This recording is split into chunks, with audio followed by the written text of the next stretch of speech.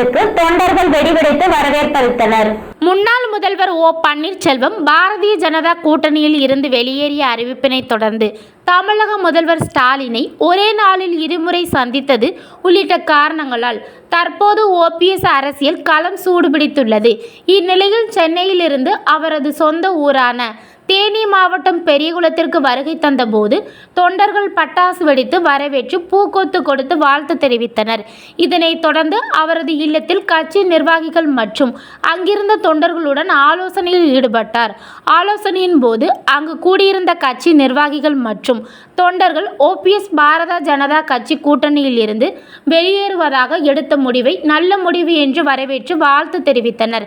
மேலும் செப்டம்பர் மாதம் 4ஆம் தேதி ஓ பன்னீர்செல்வம் நடத்த இருக்கும் மாநாட்டிற்கான பணிகளை நிர்வாகிகள் மக்களிடம் கொண்டு சேர்க்க வேண்டும் என ஆலோசனை மேற்கொண்டதோடு மாநாட்டிற்கு பின்பு நல்லது நடக்கும் என தொண்டர்களிடம் முன்னாள் முதல்வர் ஓ பன்னீர்செல்வம் ஆலோசனையில் தெரிவித்துள்ளார்.